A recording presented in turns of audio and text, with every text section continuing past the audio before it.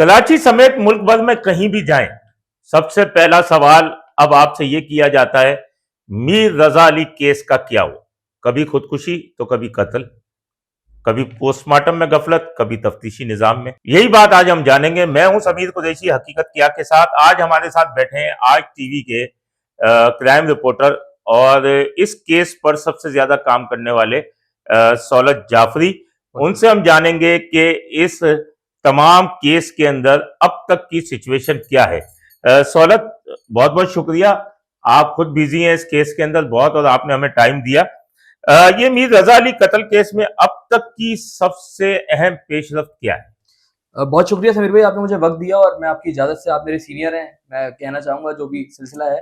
Sir, सबसे पहले अगर बात करें मीर रज़ा कत्ल केस की, तो हमें पहले मीर रज़ा की ज़ाती ज़िंदगी के हवाले से थोड़ा-सा मैं आपको बैकग्राउंड दे दूँ कि मीर रज़ा जो है वो 25 साल के नौजवान हैं और एंटरप्रेन्योर हैं, कारोबारी शख्सियत हैं। एक ठेले से उन्होंने वॉफलिक्स का जो है वो एक कारोबार शुरू किया और फिर उन्होंने 2 बड़ी ब्रांचेज़ बनाई, एक जो बादराबाद में है और एक 5 स्टार के ऊपर जो है वो बनाई गई। इसके बाद जो है वो ये सिलसिला जो है वो चलता रहा और मज़ीद अपने कारोबार को एक्सटेंड करना चाहते थे। इनके घरवाले यही बात बताते हैं। 28 तारीख की सुबह ये अपने घर से निकले हैं, 4:10 के करीब इन्होंने एक इनड्राइव बुक करवाई है, ऑनलाइन टैक्सी, और वो उसके बाद उस ऑनलाइन टैक्सी के ऊपर बैठकर जो है वो गुलिस्तान जौहर के एक 27 ऐसे जुलाई मुकाम को, पर, 27 जुलाई की रात और 28 जुलाई की सुबह, यानी बीच की दरमियानी शब कह दरमियानी रहे हैं। शब। अच्छा। 28 जुलाई, क्योंकि 12 के बाद लग जाती है, मैं इसलिए 28 जुलाई कर रहा हूँ कि 28 जुलाई की सुबह जब ये 4:10 पर उस ऑनलाइन टैक्सी में बैठे, तो उस वक्त तक जो जराए हैं वो ये बात बताते हैं कि इन्होंने अपने तमाम डिजिटल अकाउंट्स अपने मोबाइल से डिलीट कर दिए थे।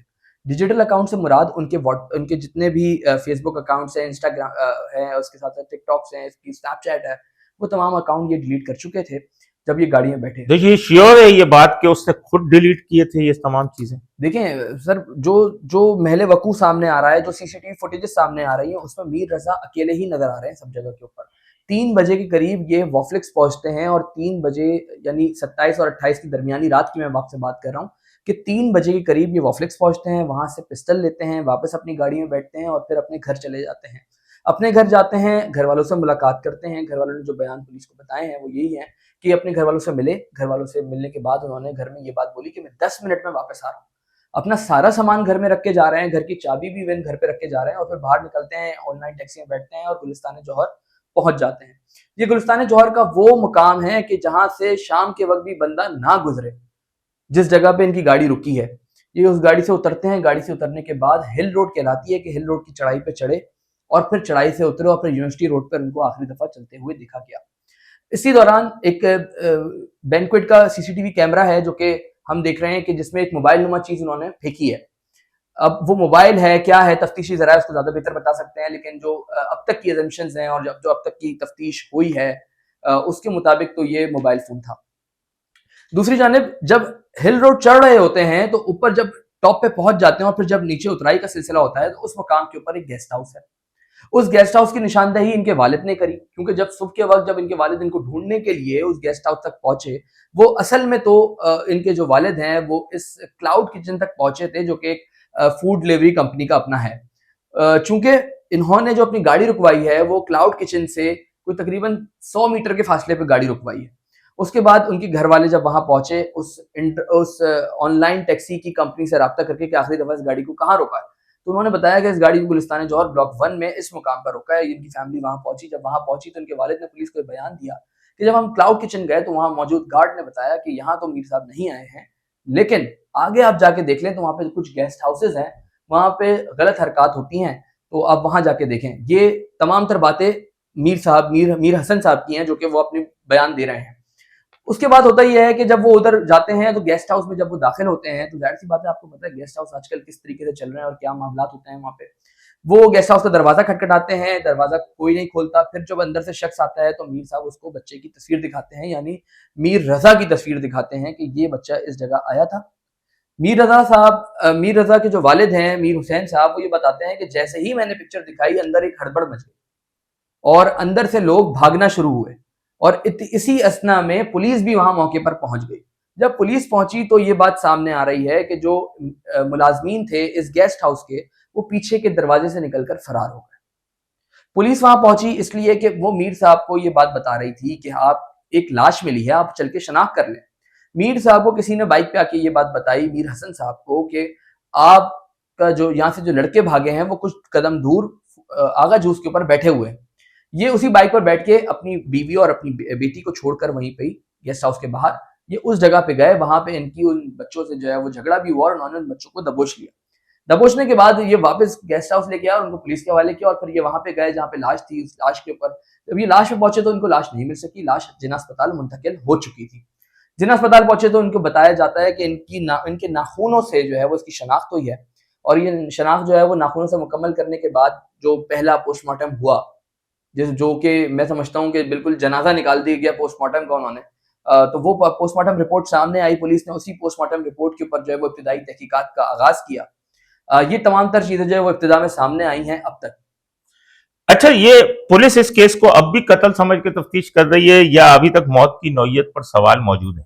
देखें समीर भाई, अभी जो सिलसिला हम देख रहे हैं और जो तफ्तीशी हुकाम का रुख देख रहे हैं वो समझें कि 360 एंगल के ऊपर जो है वो एकदम से जो है वो टर्न हो गया। जनाजा तो वैसे ही निकल चुका है। जी, जनाजा तो निकल चुका है इस केस का, लेकिन ये केस क्योंकि जब पोस्टमार्टम हुआ कब्र कुशाई के बाद वाला, यानी दूसरा पोस्टमार्टम और जब दूसरे पोस्टमार्टम की रिपोर्ट और पूरी ब्रीफिंग उनके वालिदैन और जिब्रान नासिर जो कि वकील हैं इस केस के, उनको दी गई, उन्होंने बाहर निकल के मीडिया से प्रेस कॉन्फ्रेंस करी और प्रेस कॉन्फ्रेंस में उन्होंने एक बात करी कि अब जो पोस्टमार्टम हुआ है हम उससे मुतमईन हैं। क्यों? क्योंकि इस पोस्टमार्टम में वाज़ेह हो गया है कि गोली पीछे से लगी है।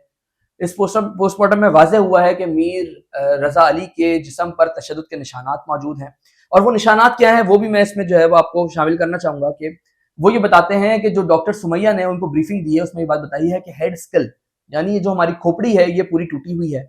हमारी जो आंखों के नीचे की जगह हैं यहाँ पे निशानात जो तशद्दुद के हैं वो मौजूद हैं, गर्दन पे निशानात मौजूद हैं, थोड़ी पे निशानात मौजूद हैं, पेशानी पे निशानात मौजूद हैं, टांगों पे निशानात मौजूद हैं। आज तो नई चीज भी आई कि एक फेफड़े के अंदर कोई वो जी, मैं वहीं पे ही आ रहा हूँ। और फिर उसके साथ साथ उन्होंने ये बात बताई कि इंसानी जिस्म के अंदर जैसे हमारा लुआब होता है, इस तरीके से इंसानी जिस्म में जो लिक्विड्स होते हैं, एक ऐसा लिक्विड उसकी बॉडी से मिला है कि जो इंसानी जिस्म में मौजूद नहीं होता।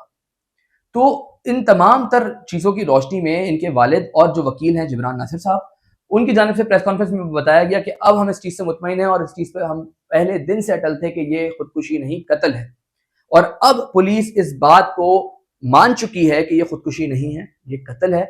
और जो तफ्तीश है, जो नई तफ्तीशी टीम बनाई गई है आईजी सिंध की जानिब से, जिसमें डीआईजी आमिर फारूकी साहब, एसएसपी अली रजा, एसएसपी कैस और एसएसपी इन्वेस्टिगेशन, सब अच्छी शोहरत के हामिल है, सब अच्छी शोहरत के हामिल हैं और ये अफसरान इनके ऊपर जो है वो एतमाद का इजहार भी किया है इस फैमिली ने। नहीं तो पहले तफ्तीश के ऊपर क्या तहफ्फुज़ात थे, यानी कोई तो बात होगी कि क्या तहफ्फुज़ात थे?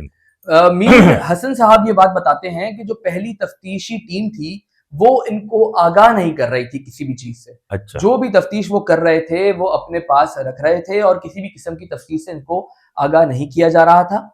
साथ साथ वो ये भी बताते हैं कि मीर रजा कत्ल केस को मुसलसल खुदकुशी डिक्लेयर करने की कोशिश की जा रही थी पुलिस हुक्काम की जानिब से। अगर हम इस बात को दूसरे रुख से देखें, पुलिस के रुख से, तो क्योंकि आप भी पुलिस के साथ राब्ते में होते हैं, हम भी पुलिस के साथ राब्ते में होते हैं, हम लोग पूछ रहे होते हैं कि इन्वेस्टिगेशन कहां तक पहुंची। तो जब उन जावियों पे अगर हम बात करें तो उस पर भी हम देख रहे थे कि पुलिस दोनों तरफ ही काम कर रही थी उस टाइम, मर्डर पे भी और खुदकुशी के ऊपर भी। समीर भाई, जब ये बात सामने आई है ना दूसरे पोस्टमार्टम के बाद कि जब ये कत्ल है, तो उसके बाद हमने ये देखा है कि पुलिस काम जो है वो अचानक से अपने बयानात से बदलते हुए नजर आए और उन्होंने ये बात करी कि अब हम खुदकुशी की बात नहीं करेंगे, अब हम बात करेंगे तो सिर्फ कत्ल की बात करेंगे, इसके अलावा कोई बात नहीं होगी। तो निज़ाम जो है वो जाहिर सी बात है, पहले जो पोस्टमार्टम रिपोर्ट थी उसके ऊपर आपको पता है कि तफ्तीश पोस्टमार्टम से ही आगाज होता है कि आया मर्डर है, खुदकुशी है, क्या मामला है। तो पहले पोस्टमार्टम रिपोर्ट जो सामने है इस पर खुदकुशी चलता रहा, 10 दिन तक ये ड्रामा लगा रहा। उसके बाद फिर जब 11वें दिन ये पोस्टमार्टम होता है कब्र कुशाई के बाद, तो वो एक नई रिपोर्ट आती है कि ये कत्ल है। अब पुलिस उस पर कत्ल पे काम करेगी, लेकिन यहाँ पे मैं आपको एक बात बताऊं कि हफ्ते के रोज इस चीज की अनाउंसमेंट हो जाती है कि ये कत्ल है। हफ्ते की रात ही जो है वो एक टीम तश्कील भी दे दी जाती है जिसका लेटर दोपहर 12 बजे निकलता है इतवार की। ताखीर किस बात की है? हफ्ते की रात, इतवार का दिन, इतवार की रात, पीर की सुबह और पीर की दोपहर में एक इजलास शुरू हो रहा है कि जिसमें डीआईजी आमिर फारूकी साहब उसको चेयरपर्सन है उस चीज के, उसमें उनके 5 घंटे चला इजलास। सर 5 घंटे तो चला इजलास। मैं ये बोलता हूं कि जब इतना हाई प्रोफाइल केस था, इतना बड़ा केस था और इतना इसका वावेला मचा हुआ है पूरे सोशल मीडिया पे, पूरे शहर में हर शहरी परेशान है अपने बच्चों को लेके, तो क्या ये केस की इब्तिदाई जो नई तफ्तीशी टीम है उसकी इब्तिदा संडे से नहीं होनी थी? संडे की दोपहर से इसी केस की जो है वो इब्तिदा होती ताकि आज कुछ पेशरफ सामने आ चुकी होती, लेकिन इसको ताखीरी सिलसिला जो है उसमें यकीनन देखने में आ रहा है। तो ये पोस्टमार्टम के अंदर भी तो ऐसा ही हुआ कि जब ये कबर कुशाई की बात हुई तो पहले एक वो क्या था चक्कर के जो पहले कमेटी बनी, फिर दूसरी कमेटी बन रही है, फिर पहली कमेटी जो है वही कबर कुशाई कर रही है, ये क्या वाकया था? समीर भाई, सबसे पहले हमें ना पढ़ना होगा कि कोर्ट ने हमें क्या ऑर्डर किए। कोर्ट ने ऑर्डर किए सेक्रेटरी हेल्थ को कि आप अपनी अंडर ऑब्जर्वेशन डॉक्टर सुमैया की सरबराही में एक टीम तश्कील दें जिसमें तमाम एक्सपर्ट्स हों, वो उसके अंदर मौजूद हों, जो कि कबर कुशाई करके पोस्टमार्टम करे और फिर उसको वापस तदफीन कर दें। यहां पे हम देखते हैं कि जैसे ही ये कोर्ट ऑर्डर निकलते हैं तो आधे घंटे के बाद डॉक्टर सुमैया सैयद अपने ही सिग्नेचर अथॉरिटी के ऊपर एक लेटर निकाल देती है। 8 रुकनी कमेटी का एक लेटर निकल आता है। उसके बाद क्या होता है कि जब ये लेटर आ गया तो ये वक्त था कोई 6 से 7 के दरमियान का, ठीक है। उसके बाद होता यह है कि जब 6 से 7 के दरमियान ये लेटर आ जाता है, सबको तसल्ली हो जाती है। सुबह 9 बजे, जुम्मे के रोज सुबह 9 बजे जो है वो पोस्टमार्टम होना है और तमाम तर चीजें जो है वो सामने आ जाएंगी, हकीकत बयान हो जाएगी, तमाम तर चीजें जो है वो आपके सामने थी, सारी चीजें होती रही। रात 12 बजे के करीब जो है वो अचानक एक और लेटर निकल आता है और वो लेटर होता है हैदराबाद से। इसमें कोई शक नहीं है कि जो उस लेटर में डॉक्टर्स मौजूद थे, जो पैथोलॉजिस्ट मौजूद थे, जो उसमें आइडेंटिफिकेशन के एक्सपर्ट्स मौजूद थे, वो बहुत काबिल और सब सीनियर्स हैं, सीनियर डॉक्टर्स हैं। आप मेरी इस बात की तायद करेंगे? हाँ, बिल्कुल सब सीनियर्स हैं, वो तमाम सीनियर डॉक्टर्स हैं। मैं समझता हूं कि उस 5 रुकनी बोर्ड में भी डॉक्टर सुमैया सैयद को शामिल किया गया था, ठीक है। ऐसा नहीं था, लेकिन उस पे आदम एतमाद का इजहार किया साइड कर दिया गया। लेकिन चूंकि मीर रजा के वालिदैन इस चीज से राजी नहीं हुए और उन्होंने अदम एतमाद का इजहार किया, जिसकी वजह से वो बोर्ड कैंसिल हो गया। अब होता यह है कि जुम्मे की सुबह जब ये लोग पहुंचते हैं कबर कुशाई करने के लिए, हैदराबाद वाली टीम भी पहुंच जाती है और डॉक्टर सुमैया वाली टीम भी पहुंच जाती है। तो वहां पर एडिशनल आईजी ने बड़ी एक जबरदस्त बात की थी कि ठीक है, डॉक्टर सुमैया सैयद अपने पैनल के तहत करें और जो ये गवर्नमेंट ने बनाया है, जो हैदराबाद से डॉक्टर्स आए हैं, वो इसमें शमूलियत इख्तियार कर लें और बेहतर चीजें हो सकती है। सीनियर डॉक्टर्स हैं वो भी, अगर वो उनको शामिल कर ले तो कोई बड़ी बात नहीं थी। लेकिन उनके वालिदैन ने इसके ऊपर जो है वो एतराज उठाया, चूंकि असल मसला ही उनका है, उनके बेटे की बात है। तो फिर कोर्ट ने इसको जो है वो रिज्यूम किया। फिर अगले दिन हमने देखा कि हफ्ते की सुबह जो है वो ये पोस्टमार्टम हुआ, जो कि डॉक्टर सुमैया का पहला लेटर था, उसी के ऊपर रखते हुए हुआ।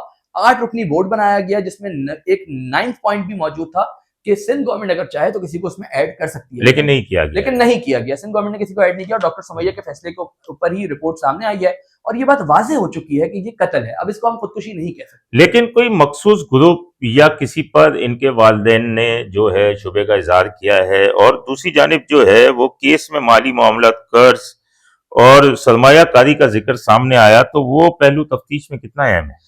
देखें समीर भाई, आप मुझसे ज़्यादा बेहतर जानते हैं इन तमाम चीज़ों को। कई सालों से आप रिपोर्टिंग में तफ्तीश कर रहे हैं और तमाम तर चीज़ें आपके सामने होती हैं। हर जाविये से जो है वो देखा जाता है जब मर्डर हो जाता है तो यकीनन ये बहुत अहम जाविया है कि इन्होंने किससे पैसे लिए हुए थे, किसको इन्होंने पैसे देने थे, और वो जो आखिरी मैसेज इन्होंने एक बिजनेस टाइकॉन को किया है ना कि अगर आपने मुझे पैसे नहीं दिए तो मैं सुबह वो चीज़ फेस नहीं कर पाऊंगा, मेरे दिमाग में अलग अलग ख्यालात और वसवसे आ रहे हैं। ये वो जुमले हैं जो कि उन्होंने मैसेज किए हैं। तो इससे ये बात जाहिर होती है या तो कोई बहुत बड़ा प्रेशर था इनके ऊपर, या तो इनको किसी को पैसे देने थे। अब जिसको पैसे देने थे या जिसने प्रेशर बिल्डअप किया हुआ था, वो सामने अब तक सामने नहीं आ सका है। वो कौन किरदार है, वो आना जरूरी है। तो हमारी तफ्तीशी टीम जो है वो नाअहल है, जो ये किरदारों को सामने नहीं ला पा रही। समीर भाई, मैं इसमें नाअहली तो नहीं कहूंगा, लेकिन कोताहियां बहुत हैं, लापरवाही बहुत है। जब लाश हम देखते हैं कि कोई मर्डर हो जाता है तो उस मुकाम पर क्राइम सीन यूनिट को बुलाया जाता है, वो पूरी इसकी शवाहिद हासिल करते हैं, उसकी सारी फॉरेंसिक्स होती हैं, पूरी एक क्राइम सीन यूनिट की पूरी एक बेल्ट लगती है, उस एरिया को कॉर्डन ऑफ किया जाता है। यहां ऐसा कुछ नहीं हुआ। लाश देखी, ईदी एम्बुलेंसेस ड्राइवर्स को इतनी जल्दी थी कि वो लाश उठा के जिन्ना अस्पताल ले गए, जबकि कोई इसमें तो अहकामात भी जारी किए गए हैं पुलिस की जानिब से कि जब तक पुलिस ना पहुंचे, जब तक लाश क्लियर अहकामात हैं। 15 एंट्री हो, सीएसयू यूनिट यानी क्राइम सीन यूनिट अपने दफ्तर से निकल के फौरन उस मुकाम पर रिपोर्ट करे। सीएसयू यूनिट क्यों नहीं पहुंचा? और ये भी नहीं कि चलो लाश चली गई तो पीछे सीएसयू यूनिट आ जाए। पूरा दिन गुजर गया, सीएसयू यूनिट नहीं पहुंच सका वहां पे। अगले दिन एसएसपी ने नोटिस लिया तो उधर सीएसयू क्राइम सीन यूनिट जो है वो उस टाइम पहुंच रहा है वहां पे। तो इसमें बड़ी कोताहियां हैं। अगर उसी वक्त ये तमाम तर चीजें हो जाती, पोस्टमार्टम तरीके से हो जाता, तो ये आज इस वक्त हम यहाँ पर मौजूद नहीं होते और ये केस कब का खत्म हो चुका होता। तो पुलिस के पास मौत के वक्त तो जाय वकुआ से मुतल्लिक कोई वाज़ेह शवाहिद मौजूद है जिस पर अब जो, क्योंकि इतने दिनों में तो शवाहिद जाया हो जाते हैं, कोई बिल्कुल आपकी वाली बात मैं उसी को आगे करूंगा कि अब तक क्योंकि 11-12 रोज जो है वो उसको गुजर चुके हैं, ज्यादा ही वक्त हो गया है 12 रोज से, तो अब तक यकीनन वो जो शवाहिद हैं वो तो मिटना शुरू हो चुके हैं। वो जो डीवीआर पुलिस ने ले रखे हैं, वो कोई किरदार अदा कर रही है बीच में, सीसीटीवी ये यकीनन समीर भाई वो बहुत इंपॉर्टेंट सीसीटीवी फुटेजेस हैं कि जिस गाड़ी से वो उतर रहा है जो गुलिस्तान जौहर में जिस हिल रोड पे वो चल रहा है और फिर वो यूनिवर्सिटी रोड की जाने मुड़ता है और नर्सरी तक पहुंच जो है वो नजर आता है, और नर्सरी के बाद मीर रजा पर्दे से गायब हो जाते हैं। मीर रजा नर्सरी पहुंचने के बाद कहां गए, क्या हुआ उनके साथ, किस तरीके से हुआ, कुछ समझ में नहीं आ रहा अभी तक पुलिस सिर्फ ये बात करती है कि मीर रजा नर्सरी तक आए, उसके बाद उनको नहीं देखा गया। अब हम बात कर लेते हैं उस महले वकू की कि जहां पर लाश देखी गई। गेस्ट हाउस के बाहर भी जी मैंने भी मुआयना किया उधर, जी बाहर भी सीसीटीवी लगे हुए हैं। एग्जैक्टली लगा हुआ। और गेस्ट हाउस के अंदर, कमरों में तो नहीं लगे होते हैं लेकिन अंदर भी सीसीटीवी जरूर लगे हुए होते हैं। बिल्कुल लगे हुए हैं। वो कहाँ है रिकॉर्ड? फिर भाई आपने एक सीसीटीवी देखी होगी कि एक सीसीटीवी जो सबसे पहली सीसीटीवी फुटेज जिस केस की आई थी कि एक गाड़ी रुकी हुई है व्हाइट कलर की स्विफ्ट और सामने रोड क्रॉस करके दरख्तों के पास से एक बंदा चलता हुआ नजर आ रहा है, जिसे कहा गया ये मीर रजा जा रहे हैं। ठीक है, वो असल में वो मीर रजा ही थे। और जो व्हाइट कलर की स्विफ्ट थी उसमें से जितने भी अफराद उतरे थे, यानी 3 अफराद उस गाड़ी से उतरे थे, पुलिस ने उनको हिरासत में लिया। अभी भी हिरासत में? अभी भी वो हिरासत में है। गेस्ट हाउस का पूरा अमला पुलिस की हिरासत में है, सिवाय एक बंदे के जो वो बच्चा था उसको छोड़ा हुआ जी, है। अच्छा नहीं सर, बच्चा जो छोड़ा हुआ है वो 14 साल का है, उसको इसलिए अंडर ऑब्जर्वेशन रखा हुआ है। एक लड़का है जो कि फरार है, जो मैंने आपको पूरी स्टोरी सुनाई कि आगा जीप से वो जाके पकड़ा तो 3 बंदे भागे थे, 2 उनको पकड़ लिया और एक फरार है उसमें। अच्छा जी, आपने बात करी अंदर गेस्ट हाउस के सीसीटीवी कैमरा। पुलिस ने मुकम्मल सीसीटीवी कैमरास चेक किए हैं। उस वक्त जिस वक्त मीर रजा उस जगह से गुजरते हुए नजर आ रहे हैं उससे 5 घंटे पहले की रिकॉर्डिंग और उसके बाद मुसलसल 29 तारीख तक की रिकॉर्डिंग पुलिस ने मुकम्मल चेक की है। 29 तारीख सुबह 11 बजे तक की ये मुकम्मल सीसीटीवी रिकॉर्डिंग पुलिस के पास मौजूद है। पुलिस ने मुकम्मल सीसीटीवी फुटेज चेक की है, उससे भी कोई नतीजा नहीं मिल रहा है। उसके भी कोई नतीजा सामने नहीं आया। अच्छा, इनके वालिद साहब ने जो खदशा जाहिर किया था कि मेरे बेटे को गेस्ट हाउस में ले जाकर मारा और तशद्दुद का निशाना बनाया, तो अब तक इसके कोई अहम शवाहिद सामने नहीं आ सके हैं। अलबत्ता जो नई तफ्तीशी टीम है वो इस पर यकीनन काम कर रही है और हो सकता है, हमारी दुआ है कि अगर इसका कातिल मौजूद है तो जल्द से जल्द पकड़ा जाए। वो कहीं से भी हो, वो गेस्ट हाउस से हो, वो रोड से हो, वो गली से हो, लेकिन अब पकड़ा जाना चाहिए क्योंकि ये तमाशा पिछले 12 रोज से चल रहा है जो कि उनकी फैमिली के लिए भी कोई अच्छी बात नहीं। लेकिन ये अब इनकी आखिरी मुलाकातों, आखिरी फोन कॉल्स और दीगर रिकॉर्ड तो पुलिस ने हासिल कर लिया है। किसी करीबी दोस्त, कारोबारी साथी और रिश्तेदार से तफ्तीश की अब तक इन्होंने? बिल्कुल, मैं आपको इसमें बताऊं कि पुलिस ने जो तफ्तीशी सिलसिला और इस केस में पुलिस इनसे किस तफ्तीश में किस पहलू पर सबसे ज्यादा तवज्जो दे रही है? वही फाइनेंसिंग का होगा या कोई और भी है? जी जी जी, जो हमारे जराए हैं, जो तफ्तीशी हुक्काम हैं, उनसे हमने बात करने की कोशिश की। उनकी जानिब से बात बताई गई कि इनके पार्टनर्स को भी हमने अपने पास बुलाया, उनसे मुकम्मल बयान लिए, उनसे तफ्तीश की। ठीक है, इसके साथ साथ जिस तरीके से मैंने आपको बताया गेस्ट हाउस, वहाँ के लोग, गाड़ी वाला शख्स, मोटरसाइकिल वाला शख्स, इन तमाम अफराद को, फिर वो जो ऑनलाइन टैक्सी का ड्राइवर है उसको। ठीक है, अब ये कुल मिला के टोटल 21 अफराद हैं जो कि पुलिस के पास इस वक्त हिरासत में है। जिस तरीके से आपने बात करी कि मीर रजा की आखिरी कॉल्स और पुलिस ने जो डाटा हासिल किया है फॉरेंसिक्स, उसमें मैं आपको बताऊं कि मीर रजा ने रात 12 के बाद जो 2 अहम कॉल जो है वो अटेंड की हैं, जिसमें एक कॉल जो है वो अली नामी शख्स की है, जिससे मीर रजा जो है वो कुछ रकम का तकाजा कर रहे हैं, पैसे मांग रहे हैं कि आप मुझे 30 लाख रुपए दे दें और 10-10 लाख रुपए के 3 चेक ले लें। वो तमाम तर चीजें सामने आ चुकी हैं। दूसरा अब्दुल्ला नामी एक शख्स, अब्दुल्ला नामी शख्स, वो अब्दुल्ला नामी शख्स जो है वो वेंडर है और पार्टनर का भाई है बड़ा। वॉफ्लेक्स में जो पार्टनर है इसके, उसका बड़ा भाई है और वेंडर अहमद नाम है, अहमद। तो वो उस अहमद से भी जो है वो मुसलसल, अहमद इसके पार्टनर का नाम है और अब्दुल्ला जिसकी कॉल आई है उसका नाम है। तो इन दोनों को भी जो है वो पुलिस ने अपने पास डिटेन किया हुआ है। साथ साथ ये मीर हुसैन जो कह रहे हैं कि एक पार्टनर गायब है, बिल्कुल पहले दिन आया उसके बाद नहीं आया, ये किसकी बात करते हैं? ये बात करते हैं जो इसका मेन पार्टनर है। अहमद नहीं है मेन पार्टनर? मैं अहमद के ऊपर ही आ रहा हूँ। ये बात करते हैं, मीर हसन साहब जो बात कर रहे हैं कि इसका जो पार्टनर है वो अभी तक मेरे पास नहीं आया, पहले दिन आया, उसके बाद से अब तक नहीं आया। देखें समीर भाई, ये केस इस तरीके का है कि इतनी हसास नौइयत है कि हर कोई इसमें अब आगे बढ़ते हुए डर रहा है। ठीक है, अहमद के हवाले से पुलिस हुक्काम ने तहकीकात का दायरा कार मजीद वसी कर दिया है। इब्तदाई बयानात तो उसके ले लिए गए थे। अहमद अपने वकील के साथ पुलिस के पास आया था और अहमद ने पुलिस को तमाम तर बयानात दिए। अहमद ने ही पुलिस को वो बयान दिया कि जिसमें ये बात वाज़ेह हुई कि मीर रज़ा डिजिटल करेंसी का काम किया करते थे। इट्स मीन कि वो ट्रेडिंग और ये बिटकॉइंस क्रिप्टो करेंसी ये वगैरह, हाँ। तो ये वाला काम भी करते हैं। तो ये बयान भी अहमद और इसकी फियांसे की जानिब से आया कि मुसलसल बयान बाइनेंस पे काम चल रहा होता था। तो अहमद के बयानात भी पुलिस के पास मौजूद हैं। बात यह है कि पुलिस ने कोई ऐसी जगह छोड़ी नहीं है कि जहां पे मजीद तफ्तीश की जा सके, लेकिन चूंकि अब बड़े फ्रेश माइंडेड लोग आए हैं, बहुत तजुर्बेकार लोग आए हैं, बहुत काबिल अफसरान इस टीम का हिस्सा है जो नई तफ्तीशी टीम है। देखना यह है कि ये किस रुख पे जो है वो अब तफ्तीश का बाकायदा आगाज करते हैं। कोई ऐसे शवाहिद मिले कि एकदम आगे जाके कहानी तब्दील हो जाए। वही आपकी वाली बात समीर भाई, कि अभी तो ये बात भी डिसाइड नहीं कर पा रहे हैं कि डीएनए में क्या सामने चीज आती है। वो भी एक बड़ा अहम पहलू है। साथ साथ जो शर्ट है, उस शर्ट की फोरेंसिक्स के लिए भी जो है वो शर्ट गई हुई है। उसमें से फ्रंट के ऊपर जो कालक नजर आ रही है वो क्या है? वो सल्फ्रिक एसिड है, वो खून है, वो फायर का जो है बारूद है, वो क्या है? पसीना भी किसी और शख्स का मिला है। किसी और शख्स का सामने आया। तो सर बहुत सारे शवाहिद हैं जो अभी सामने आएंगे तो इस केस का रुख दोबारा पलट सकता है। केस की तफ्तीश के हवाले से कोई इख्तिलाफात इन आपस में टीमों के अंदर ही है कोई? सर देखें, इसमें इब्तिदाई तौर पर जो 10-11 रोज जो तफ्तीशी काम आपस में करते रहे हैं, वो 2 टीमें काम कर रही थी, एक सीआईए की और एक ईस्ट पुलिस। जुबैर नज़ीर शेख ईस्ट पुलिस को देख रहे थे और एसएसयू समीउल्लाह सोमरो जो हैं एसएसपी, वो अपनी टीम को जो है वो लेके चल रहे थे। दोनों ही इस बात पर मुत्तफिक थे कि हम अपनी तफ्तीश का रुख सही रखे हुए हैं, तो इसमें किसी किस्म का कोई इबाहम देखने में नहीं आया। आप भी एक क्राइम रिपोर्टर हैं, एक अरसे से क्राइम रिपोर्टिंग कर रहे हैं, आपको इस तफ्तीश में खला कहाँ नजर आया? देखिए, इस तफ्तीश का सबसे पहला खलल ही वो है कि जहां से क्राइम सीन यूनिट ने अपने शवाहिद इकट्ठे नहीं किए।